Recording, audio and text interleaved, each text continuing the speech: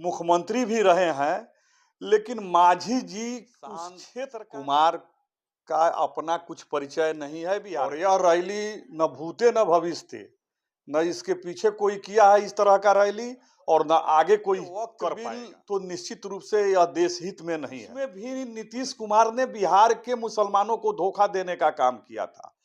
अभी हमारे साथ नंदकिशोर प्रसाद कुशवाहा, जो कि Jan Suraaj state core committee के मेंबर हैं, प्रदेश महासचिव हैं और सिवान के जिला प्रभारी हैं।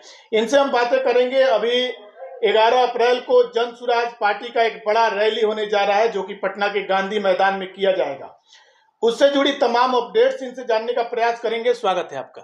बहुत बहुत धन्यवाद आपके चैनल को और आपके चैनल को देखने वाले को। अभी जो जन सुराज का रैली होने वाला है पटना में, और प्रशांत किशोर जी पटना गांधी मैदान को भरने की बात कर रहे हैं, तो क्या लगता है पटना गांधी मैदान भर पाएगा? पटना गांधी मैदान ही नहीं, यह 11 अप्रैल की रैली पटना भरेगा। गांधी मैदान तो भरेगा ही, लेकिन पटना भी भरा रहेगा। अच्छा। और यह रैली न भूते न भविष्य, न इसके पीछे कोई किया है इस तरह का रैली, और न आगे कोई कर पाएगा। उस तरह की रैली होने की व्यवस्था हम लोग पार्टी के तमाम नेता कार्यकर्ता लगे हुए हैं कि यह बिहार की रैली आम लोगों की रैली है। यह सिर्फ जन सुराज की रैली और प्रशांत किशोर की रैली नहीं है। यह जनता में हम लोग जब घूम रहे हैं तो लोगों में जो जुनून है, बिहार बदलाव रैली को लेकर के जो जुनून लोगों में बना हुआ है, वह एकदम दिखाई दे रहा है कि यह रैली बहुत शानदार रैली होगी और यह रैली ऐतिहासिक होगा। अभी जिस प्रकार से जन सुराज के द्वारा 5 थीम को रखा गया है, जन सुराज आएगी तो 5 चीज हो जाएगा, तो क्या लगता है इस रैली में जिन लोगों को जो सुविधाएं मुहैया कराने की बात की जा रही है, उनकी संख्या कितनी होने वाली है? इस रैली में 10 लाख से अधिक लोग इस रैली में भाग लेंगे। और 5 जो थीम्स जन सुराज का है, वह सरकार बनने के बाद हम लोगों को पूरा करना है। जो भी थिंग्स उसमें युवाओं को रोजगार है, शिक्षा व्यवस्था है, वृद्धा पेंशन है, उसके बाद है किसानों को मजदूर फ्री में मुहैया कराना। ये सारी सुविधाएं हम लोग जब सरकार बनेगी तो ये सारी सुविधाएं जन सुराज पार्टी और सरकार के द्वारा ये दी जाएगी। अभी जो रैली होने वाली है, इसको लेके कहीं ना कहीं चुनावी सरगर्मी भी तेज हो गई है। अभी वर्तमान में जिस प्रकार से मुख्यमंत्री नीतीश कुमार बिहार में राजनीति करते आए हैं, लगातार वो यहाँ सरकार में बनते आए हैं, लेकिन इस बीच एक वक्फ बिल को लेके कहीं ना कहीं बड़ा उनका विरोध हो रहा है, तो इसको लेके क्या कहिएगा? देखिए, वक्फ बिल तो निश्चित रूप से यह देश हित में नहीं है, यह जनहित में नहीं है और देश हित में भी नहीं है। और जो नीतीश कुमार का अपना जो दोहरी नीति था, वह आज साफ उजागर हो गया है। उन्होंने मुसलमानों के हितैषी की भी एक तरफ बात करते हैं और दूसरे तरफ वे भाजपा के सभी शर्तों को मानने में सफल दिखाई दिए। और यह आज के इस वक्फ बोर्ड की में सपोर्ट का उनके सभी सांसद जो सपोर्ट किए हैं, इससे यह स्पष्ट हो गया है कि भाजपा के गोद में नीतीश कुमार बैठ गए हैं। जो यह दिखावा इसके पहले जो एनआरसी के समय में भी, जब भारत सरकार ने एनआरसी लागू करने का जो बिल पास किया था, उसमें भी नीतीश कुमार ने बिहार के मुसलमानों को धोखा देने का काम किया था। उस समय भी उन्होंने लोकसभा में उनके सांसद सभी बिल के पक्ष में से एनआरसी के पक्ष में वोटिंग भी कर दिए। और बिहार में उन्होंने कहने का काम किया कि हम बिहार में एनआरसी लागू नहीं होने देंगे। लेकिन उस समय भी लोगों को धोखा उन्होंने दिया। और आज भी वो बिल में आज तो एकदम स्पष्ट उन्होंने साबित कर दिया कि हम भाजपा के हैं और भाजपा के नीति पर ही हम काम करेंगे। उन्होंने जो दोहरी नीति अपना रहा था, वह दोहरी नीति आज स्पष्ट झलक गया है। अभी जिस प्रकार से अभी अमित शाह आए हुए थे, उनके द्वारा बताया गया कि इस बार 200 से पार सीट लाएंगे, और अभी जो है कि चिराग पासवान जी अपने 80 सीट को लेके बता रहे हैं।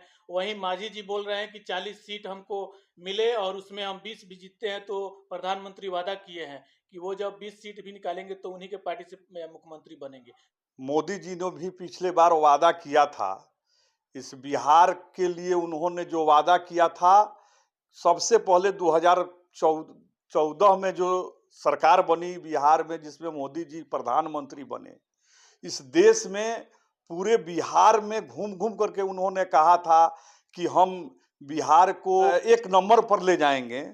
कि पश्चिम चंपारण जिले में भी आए थे तो उन्होंने बेतिया को स्मार्ट सिटी बनाने का वादा किया था और 2 करोड़ लोगों को रोजगार देने की बात उन्होंने कही थी बेतिया के बड़ा रामना के मंच पर। जिस समय मैं भी भाजपा के समर्थन में उपेंद्र कुशवाहा के पार्टी में पर राष्ट्रीय सचिव था, तो उस मंच पर मैं भी था और मेरे सामने उन्होंने कहा था कि बिहार पूरे देश में हम 2 करोड़ लोगों को रोजगार देंगे, लेकिन रोजगार इस देश में किसी को नहीं मिला।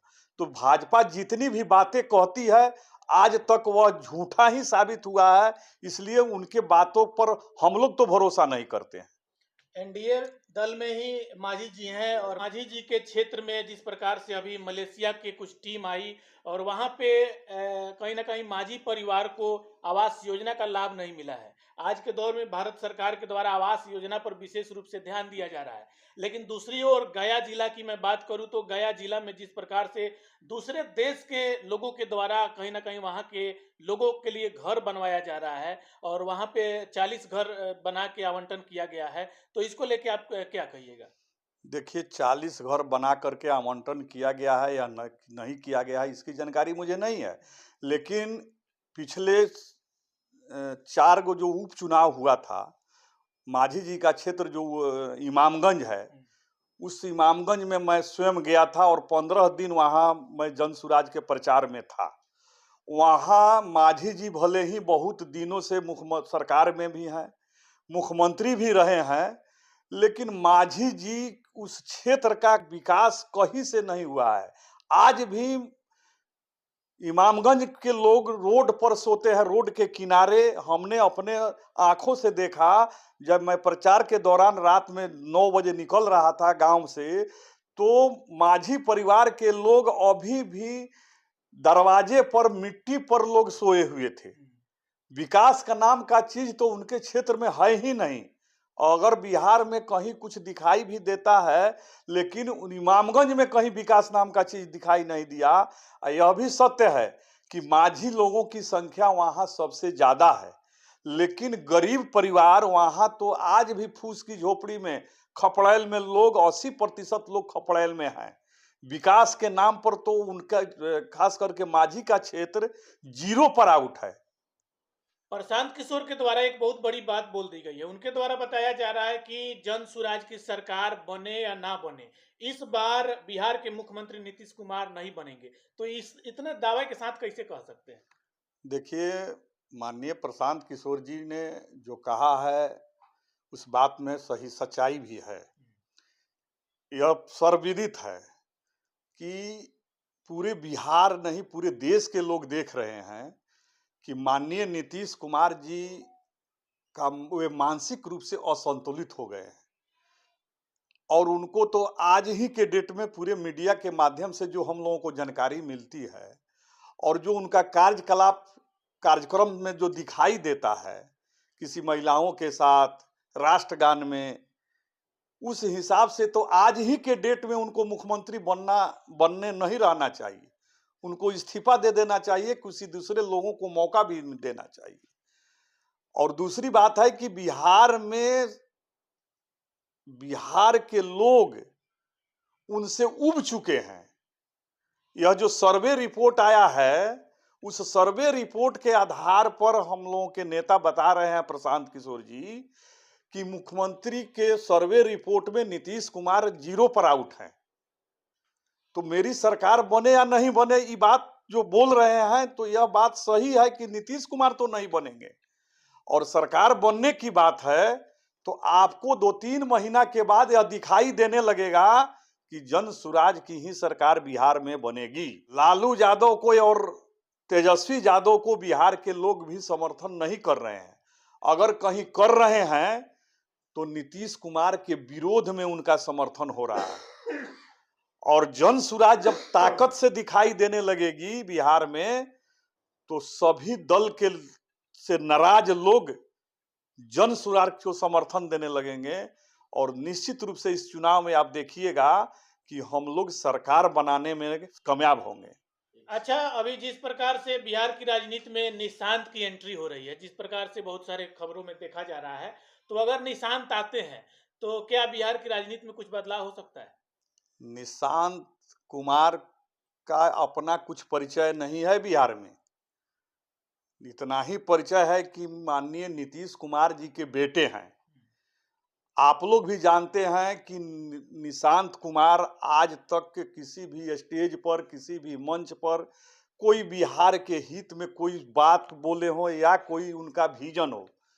निशांत भले ही एक राजनीतिक के बेटे हैं, लेकिन उनमें वह जिन्स नहीं दिखाई दे रहा है कि वह बिहार को संभाल सके।